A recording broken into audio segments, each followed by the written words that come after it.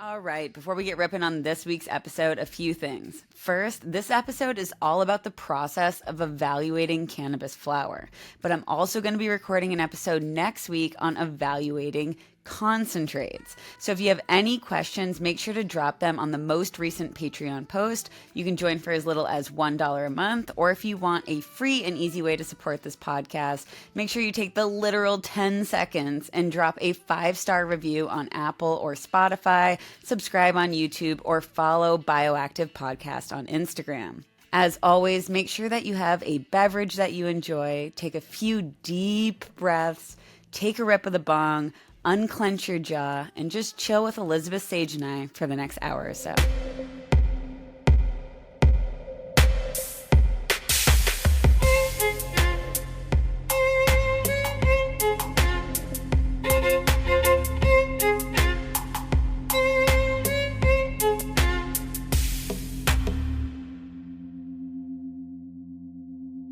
Welcome back to the Bioactive Podcast. I'm your host, Dr. Riley Kirk, and I'm here with a special guest, Elizabeth Sage, who is going to help us all learn how to evaluate cannabis or evaluate quality cannabis. Elizabeth is a certified Ganjier, which is essentially an equivalent to a sommelier, but in the weed world. And I think a lot of people don't know that these types of experts exist out there. I first learned about Ganjiers when we were designing the science of smokability experiments, and we needed experts to help us design the questionnaire, and that's where I first got introduced to Elizabeth. So welcome to the show, Elizabeth, and if you wouldn't mind just giving a quick introduction to who you are and how you got involved in cannabis.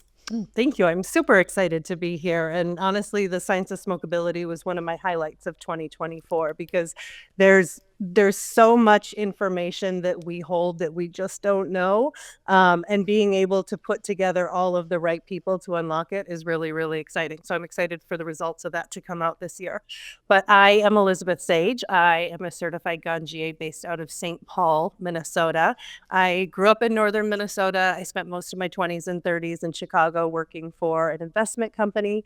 I've always been a cannabis user since I was probably 15 or 16, but it's always been something that was never a part of my professional life. I worked in very corporate environments, very male driven, alcohol, very much the culture there. And it was always something that I kept hidden, but was, I'm lucky enough that I grew up when medical cannabis was legal in California. So in my lifetime, right, that had started happening. So there was always hope in the back of my head that someplace along the line I would be able to get into this. And so I moved back to Minnesota in 2018. And just as I did, Illinois legalized by executive order. So I had no idea that it was coming. I spent 15 years there and I leave and I was like, are you kidding me, right? Come on. So here I am in Minnesota. They have a small medical market, but a very that is a whole episode about just how far from medicine the market actually is. But they had a little bit of access. And I thought, eventually something will have to happen. And then Illinois came online, Michigan. So all of these different states around us. I started doing cannabis tourism, thinking, where can I get involved in this industry? Would I want to be a dispensary owner? Would I want to be a cultivator? There's all these different things. And what I realized is I don't know enough. I know what I like. I know what I've been able to get access to, but it's like the tiniest little fraction of an amount.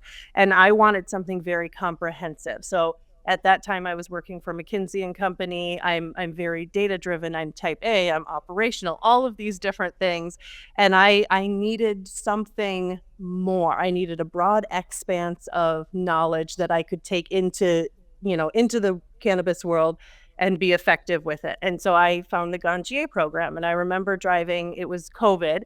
And one of the interesting things about the company that I work for is they just kept giving us money to do things because we couldn't go places like normal and we couldn't have dinners and client things. So they kept saying here's money to, they'd send us food and all of these different things. So that's with great. it really was. And with one of my large stipends that I got, I took the Ganjier program. And so I remember hearing about it, thinking this is the thing. It talks about cultivation. It talks about retail. It talks about customer interaction. It talks about products.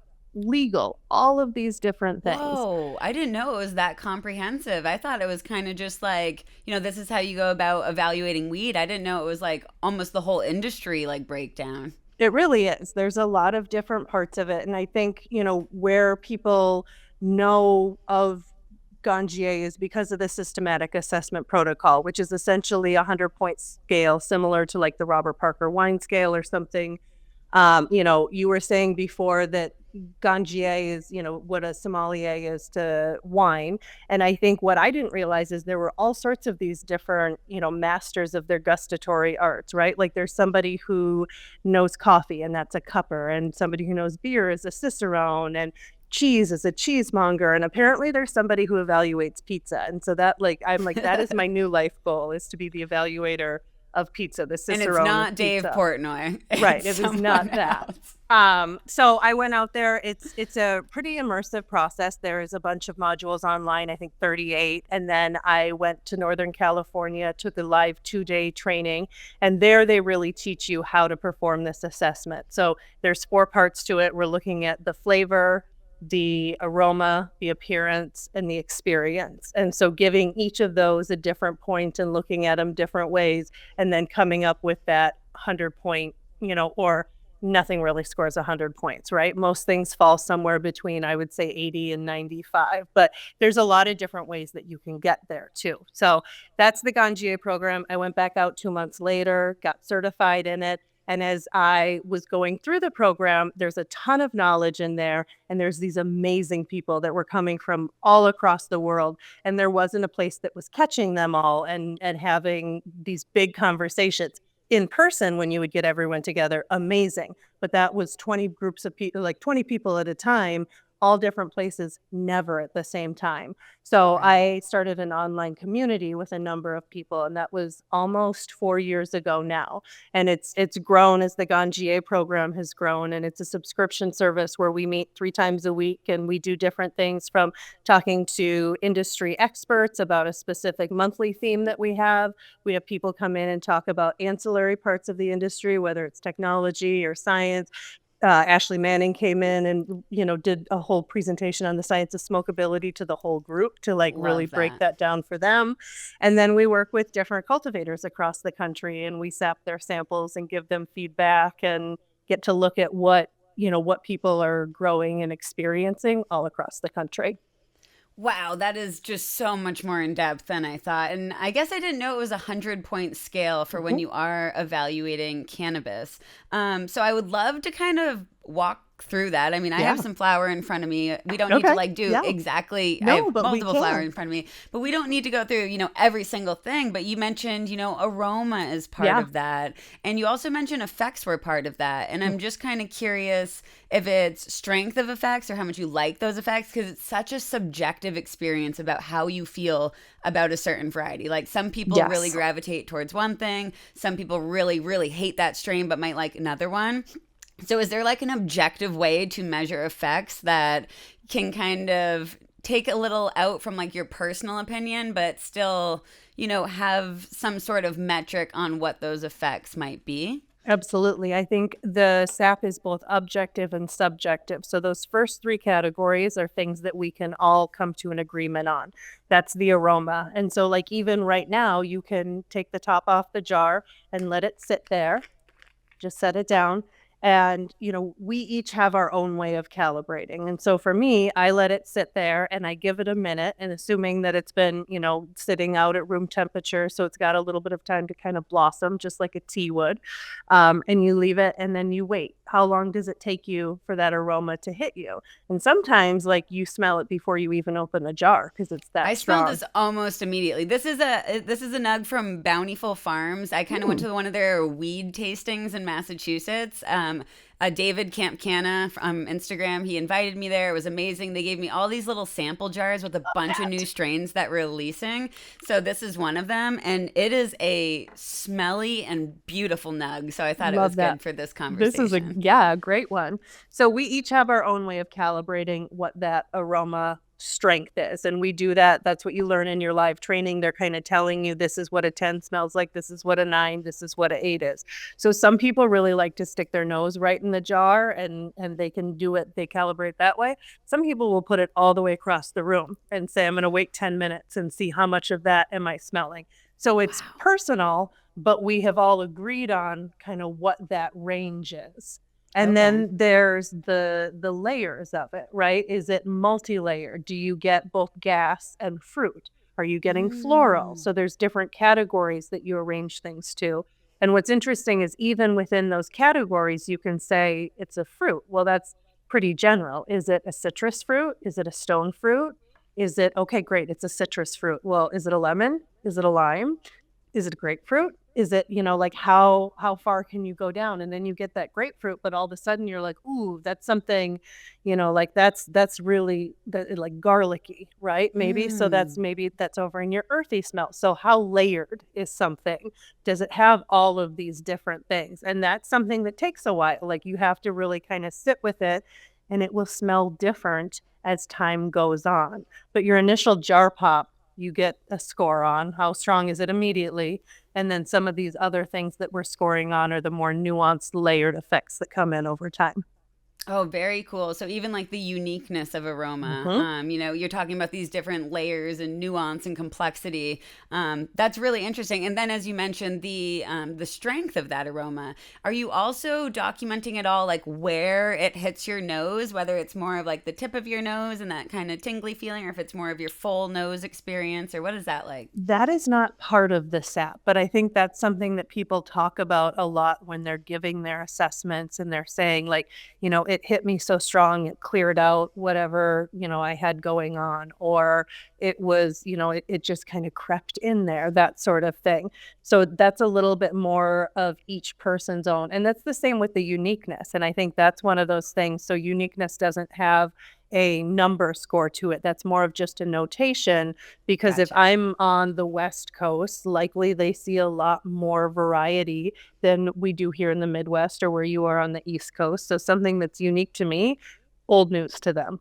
Yeah. I learned that when I went to California, especially with their like the hash holes out there, on the East Coast, we just don't have as many. So I'm just like chiefing them. I'm like, this is amazing. This is the best flavor I've ever had. And everyone's like, dude, like this is just a normal hash hole. Like this is just how we smoke all the time. And I'm like, this is Christmas to me. Let me enjoy this moment. Please let me have this. Awesome. Okay. Now, after the aroma, a lot of people, including myself, love to use grinders. Is this the next step? Because is grinders part of it? I know hand picking is a lot of people prefer to not use grinders if you're trying to feel that texture and how much stick is there. What is that process So like? if we move on to the appearance is both like with our eyes and with our hands. So a lot of us, I think it's funny, people, when you get market weed, it's usually trimmed pretty tight and shaved. And a lot of the stuff that I'm lucky enough to smoke comes as a farmer's trim. And that's what I like to look at first, right? So you've got those protective leaves over top. It doesn't look as pretty necessarily, but then I can pull those leaves off and I get to like the really beautiful flower. So I'm looking at that flower. The trim actually is something that we score on, and we do that to what the market, so it's really funny because as the groups of us will do these calibrations, we all very begrudgingly will give something a good score because that is what the market would dictate as a quality trim. But the rest of us are like, please give us all of the like just covered, shaggy, protected buds. And I don't care if the market thinks it's a 3, I know there's beauty under there. And so like so much beauty. We're waiting for the market to catch up with us. And it looks like a plant. I mean, It looks like the plant. And when I first saw Tina from Mood Made Farm, she sells her flower in these huge jars that are just gorgeous colas, and like it's just like it is what you want the cannabis plant to be represented as. Mhm. And I had never seen flower actually sold like that until I saw Tina's flower, and I was like, this is so much better than a Mylar bag. Like, I'd be willing to spend 5 times more for this type of packaging. So, like, funny thing about that, I think it's interesting is like same, 100%. I showcased her flower one time on my Instagram stories, and I had a guy from high school in my DMs because it links to my Facebook stories, which I forget sometimes, and I Oh my actually God. love because I get the best DMs from my Facebook. I'm telling you, and he's like, "No offense, but I think that flower looks like shit."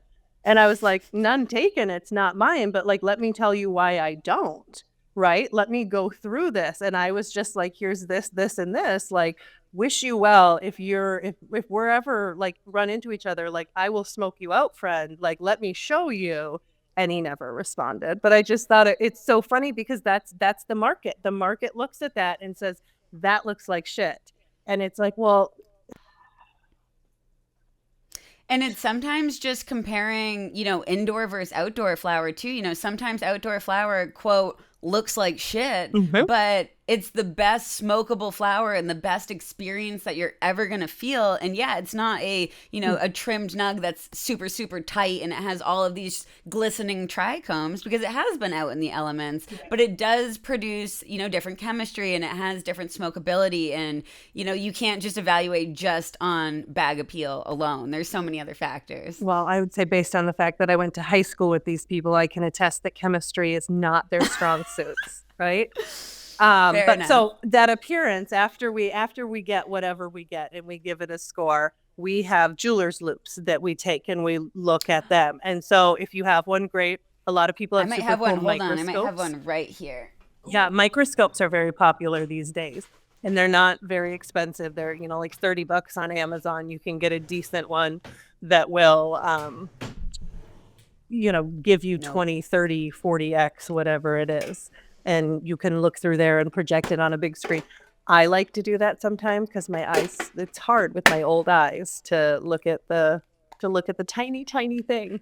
And it just gives you a new appreciation for weed when you're looking at it at that scale and seeing that beauty. And, especially if you're a home grower and you can really like evaluate your weed as it's maturing and really lock in. Yeah, like you need a loop.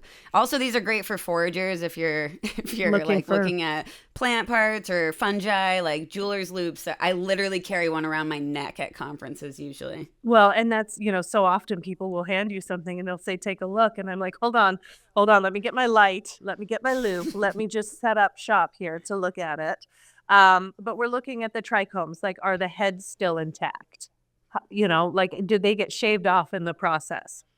Yeah. Are there a lot of them? Like, what is the distance between whatever, if it's the stalks or the heads? Do I see a lot of green underneath, or am I seeing like pure frosted white? If it is pure frosted white, is it actually? Or sometimes, the heads get melded and kind of mushed together and it's almost like ice freezing over the top. Yeah. So all of those different things go into what is, the appearance look like. Great And then point. we open it up. Okay, 1 second. Just for anyone who is using a loop for the first time, just a little hack. You need to get like pretty close to it. It's not something you're like out here. You want to get like really close, and then you should be able to see it in pretty good resolution. And So, just a little side I note. move the cannabis as opposed to trying, like, I get where my head is in good light, and then I move the cannabis good instead hack. of trying to move my head. Love that. I do Yes. that for Okay. baking too. Don't move my body to frost a cake. Move the cake as I frost. Oh, great advice. Good life advice. Yeah.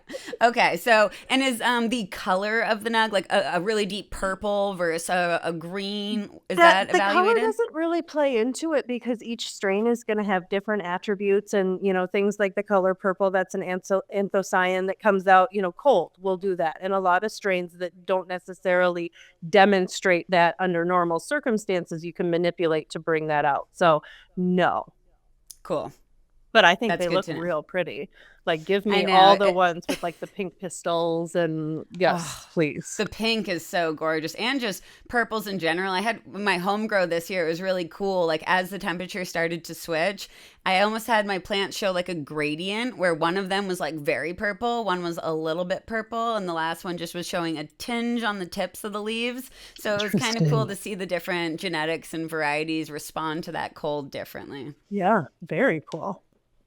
So that, I mean, that more or less wraps up our appearance. And then, Okay. actually, though, no, we were asking about the grinding and the tactile feel. So after all of that, you can grind it. I have a friend, her name is Jislyn. She's at Terpene Tasting Kit. She does a ton of amazing like food and wine pairings, but she chops it up like a chef because I mean, she is a chef. And so it's super cool to watch her like just go to town and she'll chop it up. And this woman can roll a joint doing anything. Like she can be standing and walking and cooking and she does it with one hand and they're perfect and they're gorgeous.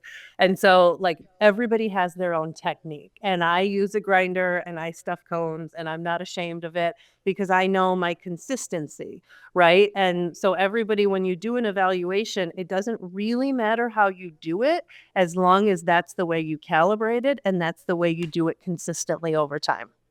Oh, great advice. Yeah, I love using grinders. I typically use a mill, a flour mill as Mm-hmm. my main method. But there's also this one that I really enjoy that's made of hemp, which Mm-hmm. is nice because there was that some like original concerns with some like metal shards with some grinder types. And this one, I mean, if you are getting any residual, it's hemp residual, so I guess it would be a little bit better. But I am a big fan of grinders in general. So are we going to evaluate the texture somewhere else, or do we not So no, evaluate you can texture? grind it up, and then what you want to do once you dump it out, we use the term kinetic sand. So I don't know if you remember that. Like Oh, I they didn't remember. have I it when still I have was some. okay. I was gonna say they didn't have it when I was a kid, but I feel like I had, like kids I babysat for would have it. And so it's, you can stick it together, but it'll come back apart. And so that's kind of what we're looking for is if it's too sticky, you'll get too much resin in the joint and it'll clog up or in the bowl or whatever it is. There's like this happy medium of where you could roll it together or you can roll it in a joint and then take the paper away and the form still stays. But if Mm. you kind of push down on it, then it'll come apart. Oh, I love that. In my book that I just finished, I talk to that. Oh, geez, I talk about that like making a sandcastle with really dry sand versus with wet sand, Yes. and It's a how great it's analogy. literally like night and day. When people say like I can't roll a joint, I've tried a million times, but like I just can't do it. I'm like, are you using good weed that has been dried and cured well? Because if not, like I struggle rolling joints with super dry weed. Like it's almost impossible to Almost get it to impossible. stick to itself. Yes. So yeah, that's I mean you got to be using quality cannabis, especially if you're new to rolling, or it's gonna seem almost impossible. Yeah, or I mean, truly, like stuffing cones. I didn't even know that was a thing. I did not know about that until probably 3 years ago. I was like, oh, like that's a great idea because I would, Yeah, and then I would use a cigarette roller too. Like love there's, those. it's uniform. It's nice. You can do a bunch. Like there are a lot of flexes that I have, and rolling a joint is not one of them, and I'm okay with that. That's okay. It honestly does take a lot of It dexterity does. too. It's not something that's super easy. Mm-mm. Nope. So I stick with my strong point. So yeah, that's what we're looking for in terms of the tactile feel. And then comes the dry hit. So you roll that up and you leave the end nice and open and you pull the air through. And one of the things that I thought was so interesting about the science of smokability study, and I think this is in the parameters that we can talk about, is just how the grind makes a difference. Like a loose Mm-hmm. grind versus a tight grind in the amount of air draw that you get. Mm-hmm. And so that's something, as I've studied and had different vendors come on and talk about their machines and the different ways that they can help businesses, it's these nuanced little parts of it that I don't often think about. Like, yes, what is the grind size and what does that mean in terms of quality? Is it going to stay together better or worse? And if you want to make hash holes, do you need a looser or tighter grind? Do you need a finer mill? Like there's so many different ways you can actually dial in quality when it comes to production that it never ceases to amaze me. But yeah, so finding whatever it is for you, like whatever your grind size is, whatever your however tight or loose you like to pack your joint or cone, however, and then leaving that end open and pulling through. And what do you taste immediately? What's your dry hit? And then lighting that up and taking that same question to yourself. Do I taste the same things? Is it different? Is it more robust? Is it less nuanced? Is it gone completely? Do I taste something totally new? And then as we go through that, same as when we were doing our aroma, there's, the flavors. Are we picking up? Is it sweet? Is it earthy? Is it, fruity? Is it floral? Is it gassy? What are these different things? And then of each of those things that we pick up, where, how layered is it? How nuanced is it? And so a flavor wheel is a tool that I don't know if a lot of people are familiar with. And there's a lot of great ones. You can just go Google them. But I use a process of elimination. So when I'm doing, my dry hit or my aroma, I think, okay, was that gassy? Yes or no? Was that florally? Did I see anything floral in there? And I go through each of those categories instead of trying to see what do I have, what don't I have? And then in each of those, go through. And that's where I think it's so intimidating to people. And when people are like, what do you taste? And they're like, I don't know. There's not really a wrong answer. Like you taste what you taste. And we all taste, that's why cilantro tastes really good to me and it might taste terrible to someone else. Like we all taste things differently. And I think that's kind of where the experience comes in is, did I like the taste of it? Objectively, we might be able to agree that there's a floral. You might like that and I might not. So in our experience is when we go through how quick was the onset? Was it rapid? Was it prolonged? What are the after effects of it? And then really trying to break down, your set and setting. Like, were you in a good place to do this? Or was it a strain that under normal circumstances would have had you really relaxed? But right before that, you got a call from the tax man and you've got to lean against your house. Like, well, that's not the weed's fault. Right? Oh, it's such an important point to bring up is set and setting. We talk about it all the time in psychedelics, and we know how important that is in psychedelics. Who are you tripping with? Where are you tripping? Are you inside? Are you outside? Have you had other things happen that day? It can all affect your experience, but same thing with cannabis. And when some people say like, this strain gives me anxiety sometimes and not others, it's like, you might need to look at the bigger picture. Your life might give you anxiety, friend. It's not the weed's your fault. life might be a little, little issues right then. Yeah. But that's okay. And also, I wanted to bring up when you're talking about dry hit and honestly everything up to that point, even if you weren't, really a big fan of high THC products and you don't want to smoke a whole joint and you don't want to go through all that, you can still evaluate the weed up until this point. If you have a friend who's not smoking at that time but loves weed, they really let them smell it. Let them take a dry hit. Let them be part of that experience, even if they don't want to physically smoke it. I'm gonna take a dry hit. And please do. That's one of the fun things coming now with all of the pairings, right? Like food and whether it's flour or hash. Just being able to, there are so many similar flavors between those. And so being able to get people to realize like, it's a plant, it's an herb, it's a flower, it's a fruit. It's like, it's part of all of the things that we're eating every day anyway. You just don't realize it. And I think that's why I like people understanding terpenes a little bit better. And when you can get them to understand like, no, this is already in the food that we're eating. You're already consuming terpenes all the time. Love that. Yeah. They're like, oh, okay. Yes. Yeah, I think a lot of people think terps are like super unique to cannabis because that's where the conversation's happening. But every plant's producing terpenes. It's, as you said, like in so many of your functional foods and a lot of your medicinal foods, there's a lot of terpenes because they are bioactive and because they do change your body in some way. So I think that's a beautiful point. I was recently on someone else's podcast and they were asking me, hey, sometimes when I smell weed and then smoke weed, they're very different. That flavor's not coming through or the flavor's coming through very, very differently. Do you have any hypotheses why that might be the case? I would say likely because when you first open a jar, that's your terpenes volatilizing. So that's them off gassing or going away, if you will. If you So, smell the terps, you're losing the which terps. is like both, it's both wonderful and sad all at the same time, right? We're just Yeah. happy we got to experience them in one way, shape, or form. But it also is usually indicative there's more terps behind. Don't be sad that some left, there's more. But they're different levels. So depending on a room you're in, if you're in a really hot room and that jar is going to get heated up, your monoterpenes are going to volatilize at lower levels. And so by the time you get to some of these more complex ones and you actually ignite your cannabis, a lot of those you've already lost in just rolling your joint and doing all of those things. Some of those are gone. And so you light it up, and depending on, how you light it, and if you're using butane, if you're using different ways, you're going to get other flavors that come in with it. You can get real fancy and use like a match that lights a hemp wick that then lights it, and that's probably about as clean as you're going to get.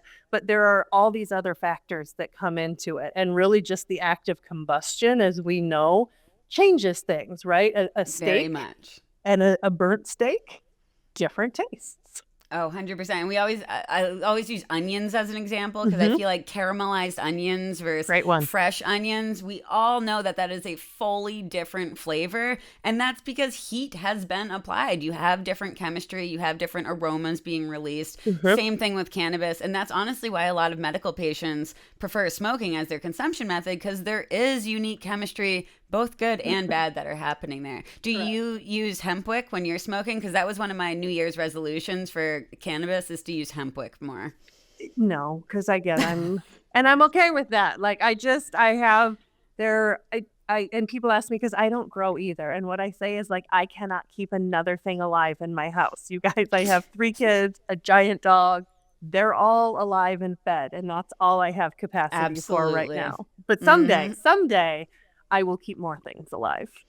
No, I love that. I mean, yeah, I can like barely keep track of lighters. I feel like keeping track of hemp wick Right? and lighters is going to be difficult for me. But, actually, this little box has been great for keeping a bunch of rolling supplies in. And it has a rolling tray on top, which is That's really actually cool.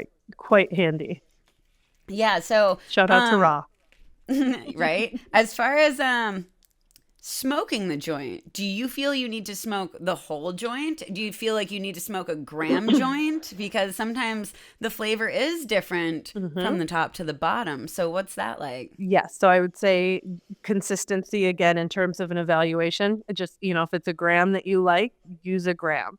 I'm going to say a really snotty, controversial thing here. I don't smoke a whole joint. I will smoke the first 2/3 of the joint, and I'm not interested in the last third. I know a lot of people are. I know a lot of people will tell you that all of the best flavor is in that last 2/3 of a joint. I never have time like that, like if I had the time to get to that bottom third, number one, but then number two, like I just personally, it's too much flavor for me. Like I Yeah. think that can be a thing too. Like you have to just know what you like and you don't. And I am fortunate enough that I have people that give me nice cannabis all the time. So I don't have to smoke it down to the very end. And I am very grateful for that. Honestly, respect. And you're so right, though. That last bit is so different. And Dr. Marcus Rogan talks about this a Mhm. lot, how essentially when you're smoking a joint, especially when you get to the end, you really are, you're smoking, you're vaping, and you're consuming a concentrate because Oh, as you the smoke, resin. that resin is just building up and you'll see it. You'll see that paper turn color Mhm. and literally look sticky and like it's full of resin. And at the very bottom, you're smoking a res heavy joint and it's gonna hit harder. And that is one thing that I will say, most places, even still, because access to cannabis flower is still so limited, most people don't have the luxury of knowing what that's actually like because Mm, probably, the first 40 years of my life, I don't remember ever smoking a super resinous joint that just, like I could smell it and see it. It was on my fingers because it was just soaking through. And, looking now at almost all of the cannabis that I smell, like very, very resinous, very full bodied flavor, that sort of thing. And yeah, I think long story short, we need better weed for the people. Like we need better weed out there so people can have this same hard problem that we have. 1,000,000%. Everyone should have the problem of res lips at some point in their life. Exactly. I love that. Last thing I guess I'll mention is paper type. Is that another thing that you think is consistency is key? Do you recommend any really thin papers? Have you noticed any harshness with really thick papers? What's your opinion on that? It's very, very, again, person dependent. Paper is really, really interesting.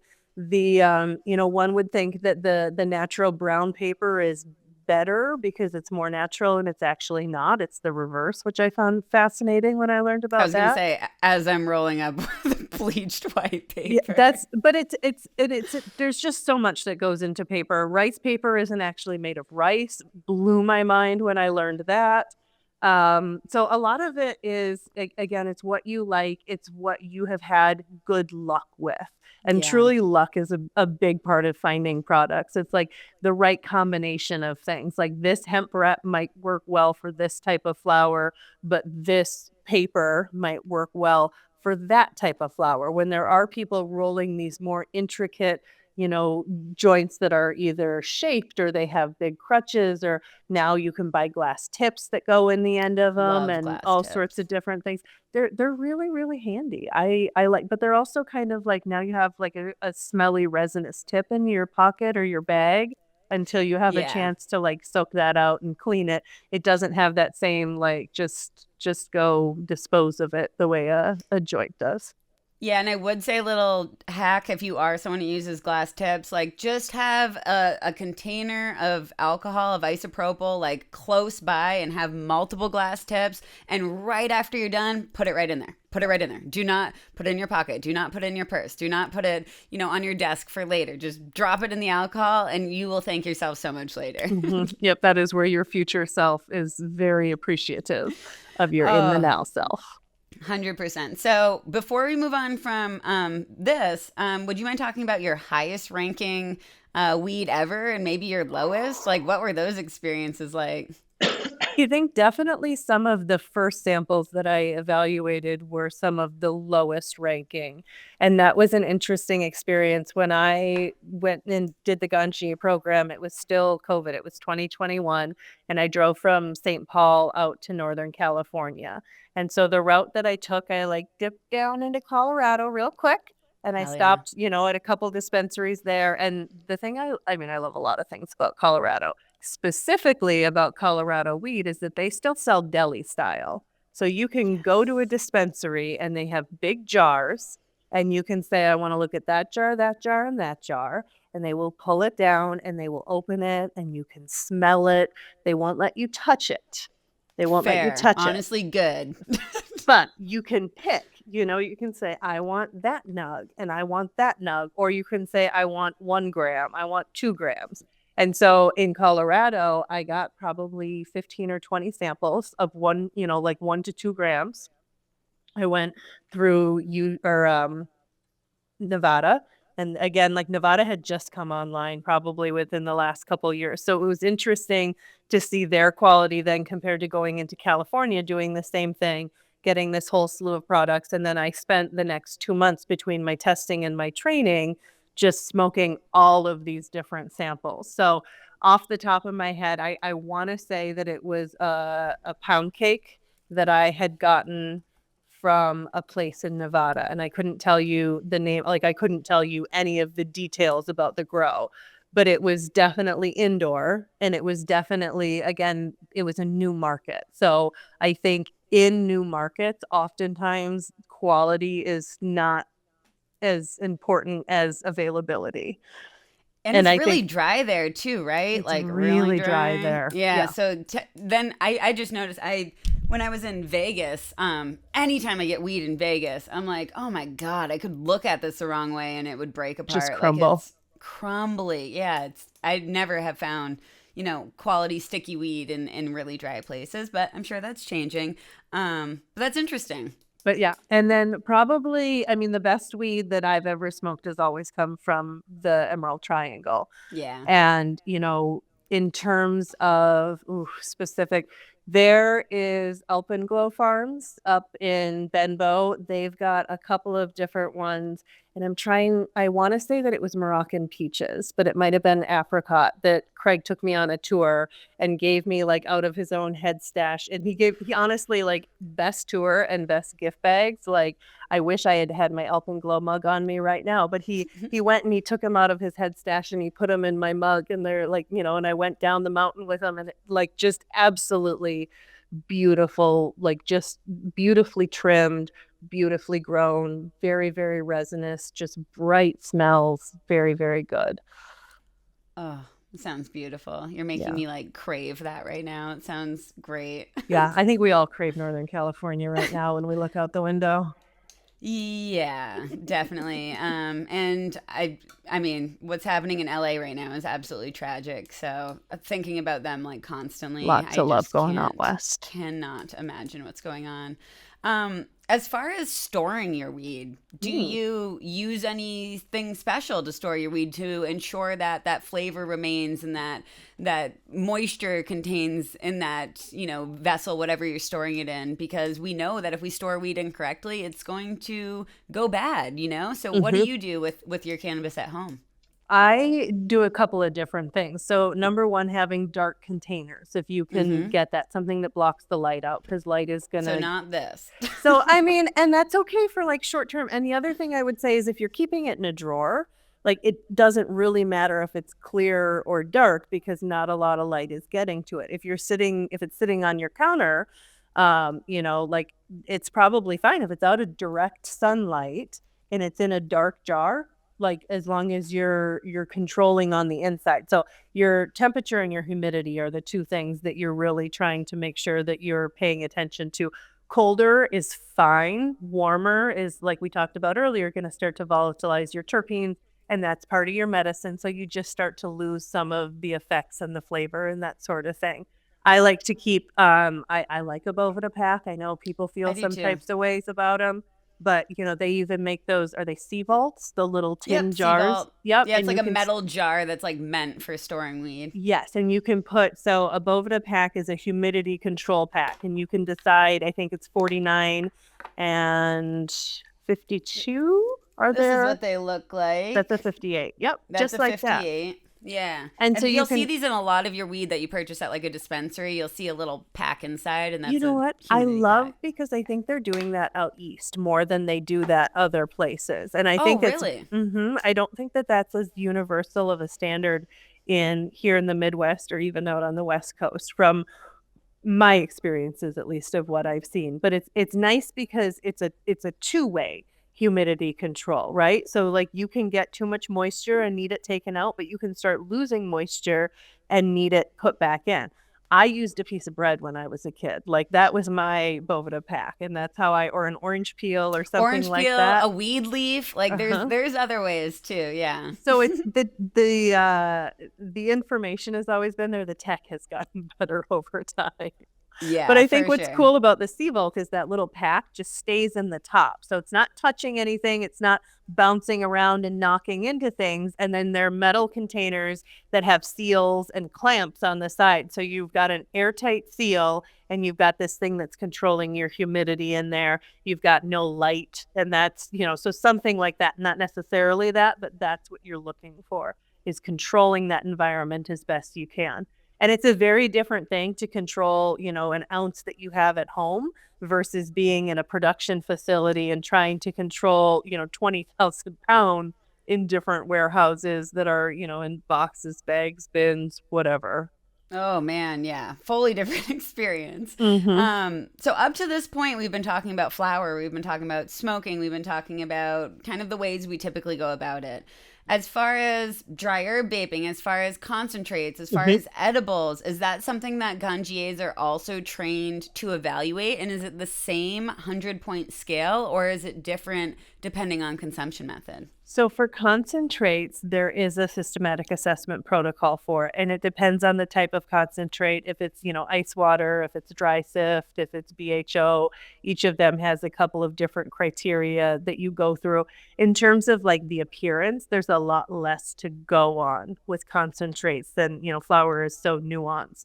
but that's really where it stops. Now, within my community, we have moved on to some of these other cannabis products, whether it's tinctures or gummies, and really started developing our own scale because Cool. specifically here in Minnesota, we have a wild beverage market, right? Like the cannabis beverage market, hemp based as we know it, was kind of born out of a strange low dose hemp law that went into effect in Minnesota 2.5 years ago. And so people here, it's funny, we're also going through our legalization process. It is legalized. You can have it. I can grow it at home, which is amazing. We don't have any licenses. We don't have any retail dispensaries. We're hoping 6 to 8 months, but we've been hoping that for 6 to 8 months times three. Yeah. I know the East Coast knows these pains well, but so people don't, even though we're going through all this, people are like, well, no, it's legal, right? I can go buy it, and you can buy it anywhere. You can buy it at your chiropractor. You can buy it at the grocery store. You can buy it at the gas station. Like you can buy hemp beverages and gummies anywhere, but they're limited. There's 50 milligrams of gummies and 50 milligrams is what you're limited to in gummies and 10 milligrams in beverages. Okay. So a consumer here has a very different need than a consumer in California that's been consuming flower for 10 or 15 years or 20 years or however long. And so what I'm trying to do is make sure that we have language and we have ways to talk to what the consumer is right now and meet them where they're at, because like they don't necessarily care about the mouthfeel of a beverage. I do. When I have Right. 50 beverages in front of me and I'm going through and I'm tasting, I'm like, oh, I don't like that this one has an oily residue. I don't like that this one is like there's too much carbonation.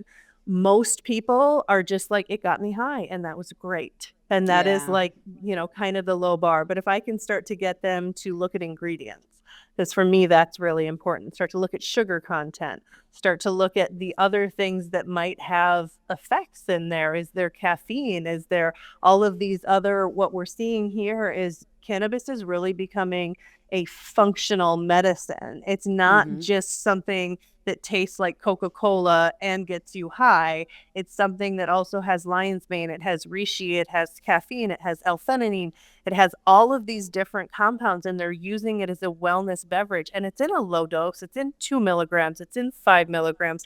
I talked to a company the other night that is working on a protein cannabis drink. Oh my gosh, sign And me I was up. like, That well, sounds amazing. yeah, I'm like, oh, you didn't want to hear my, like, because I was like, well, tell me, like, what about this? And what about this? And what about, but there is so much potential for it as long as people can start to view it less as a harmful drug and Yeah. really as a beneficial additive to what their wellness routine already is.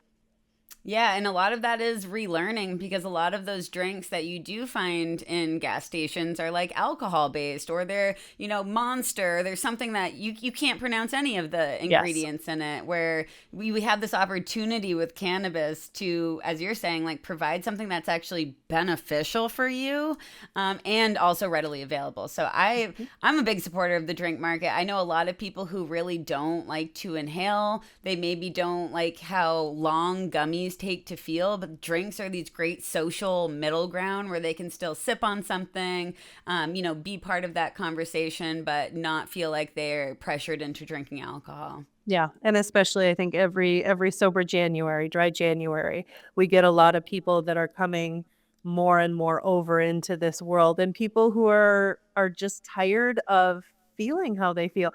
Was it you that was talking about the dopamine addiction that you get to alcohol?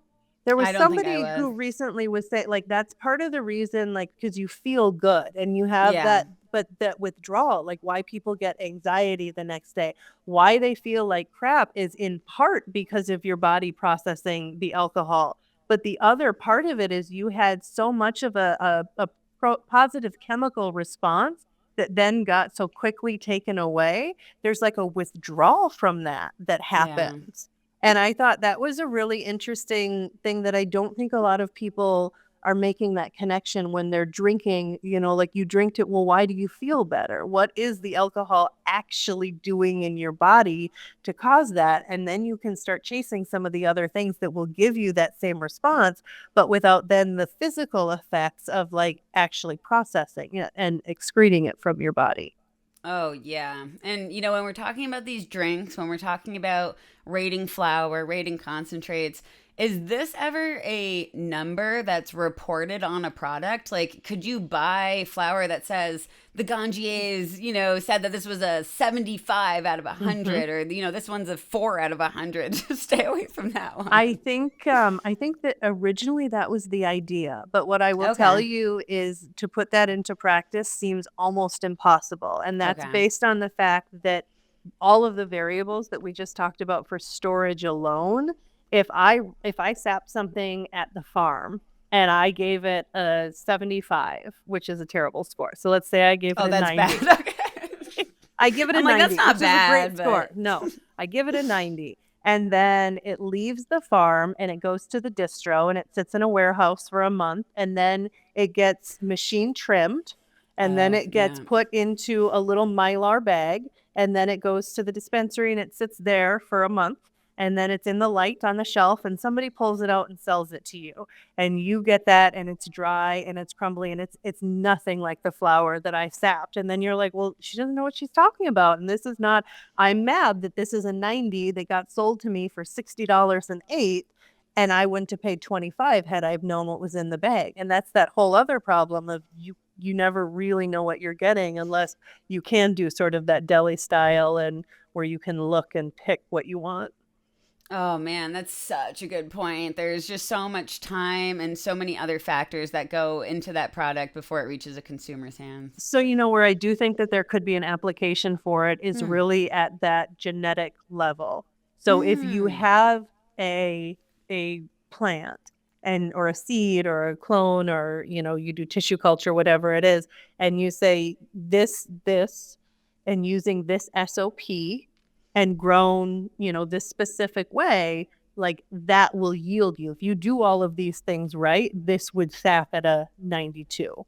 So, Okay. but it would have to be sort of at that level and you would have to have all of the things go right, right? Assuming that there's no changes in the light. And if you're doing outdoor versus indoor, right? All day long you could debate that. I want to smoke outdoor and I like that's not a debate for me, but I understand when people talk about the things that you can control and not control and all of those different things why indoor makes sense to some Yeah. people because you can do it that way. So I think it depends on number one, the kind of flower that you want to smoke and what kind of effects that you're chasing. The sun will sometimes be hot and sometimes it'll be cold and sometimes the rain will be heavy and sometimes it will be light and all of those things are going to have a different effect on the plant.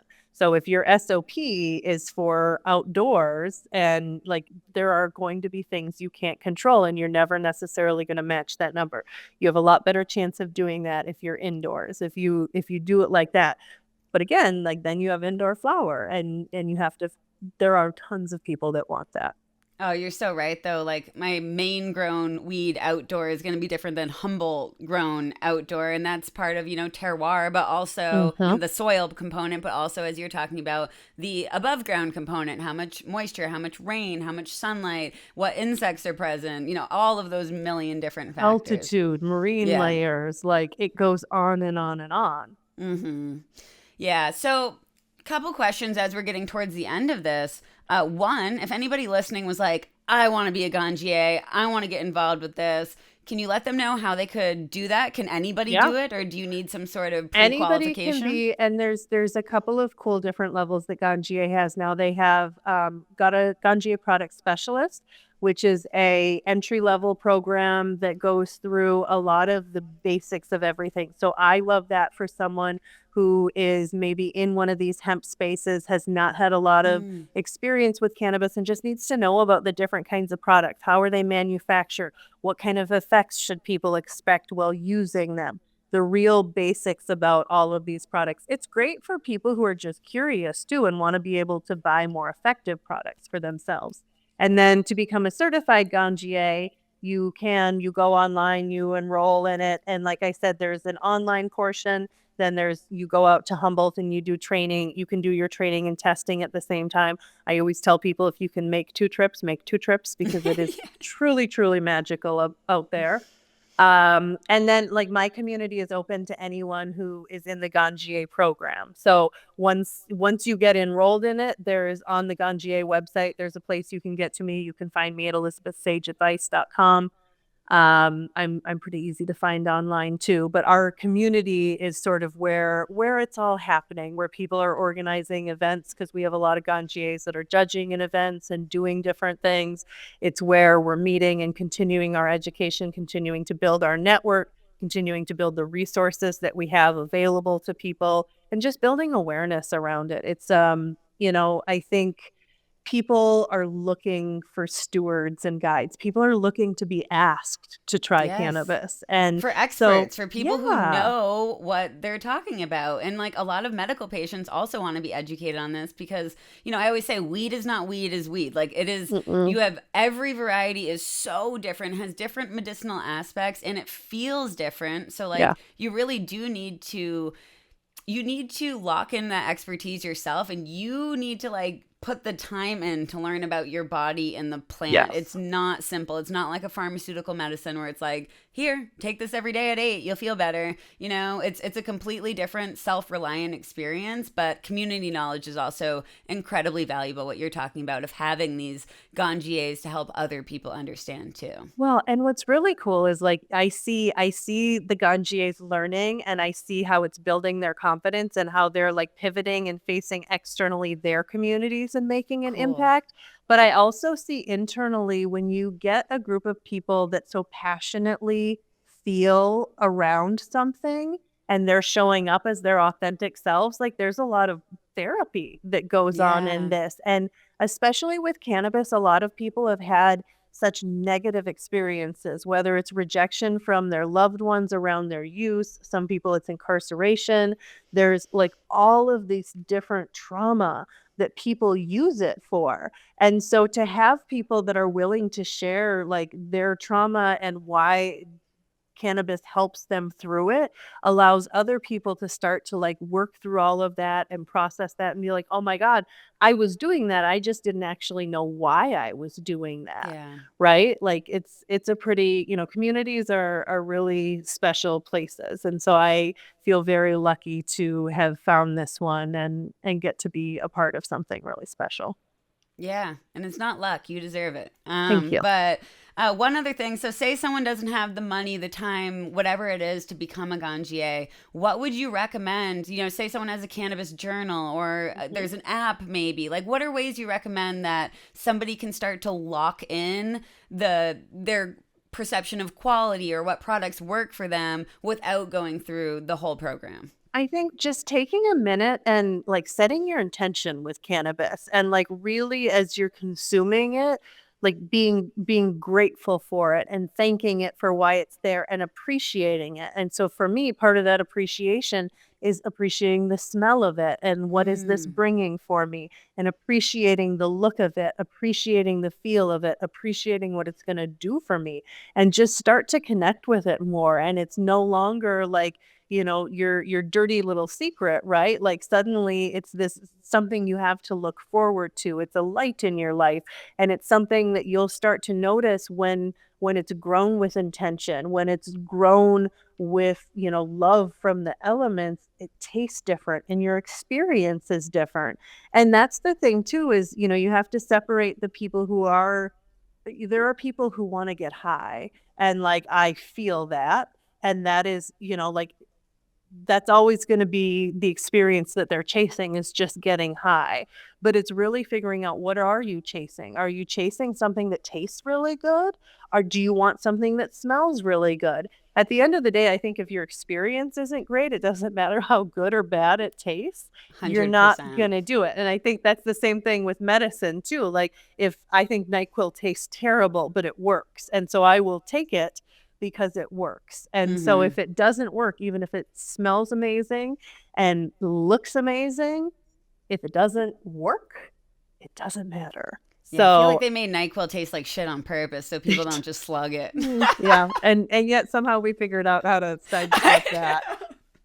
Gotcha there. But so yeah, just building your intentionality with it. And I think that has a ripple effect across different things. I know for me, caring about where my cannabis comes from, like led me to care more about where my food came from and where my water 100%. comes from. And then like it can be hard though, because that is a rabbit hole to go down. Yeah, once you start looking, it can get a little scary. But it's also, appreciating that art and finding your local people who are growing good food and raising quality meat. Because they're everywhere. And yeah, they are everywhere in every community. But you do sometimes have to seek them out. They're not going to be slapping you across the face and saying, come buy my products. Right. But that's, I love to see more of these like farmers market and communal efforts and things, even if they're not intoxicating products, but they're working hemp into soaps and lotions and tinctures. Yes. And people are just starting to see it again more as part of something, not the whole thing. They're not just going for the THC. They're going because this is a beautiful tea. It just so happens to have some THC in it. Oh, love that perspective. I've loved this whole conversation. Me too. And I really hope that you're open to coming on again because I feel like I could talk to you forever about these things. Okay, awesome. Before we end this episode, can you let the listeners know where to find you? I know you dropped your website. Do you use LinkedIn? Do you use Instagram? I do. I use LinkedIn. You can find me, Elizabeth Sage, as well as on Instagram at the Sage Ganjier or sageadvice.mn. Awesome. Well, thank you so much. And I'm sure this will be a super well-received episode. I always learn a lot talking with you and learning more about the Ganjiers. So really appreciate you coming on and hope to talk again soon. Very soon. Thank you. Awesome. Mad love, everyone. Catch you in a couple weeks.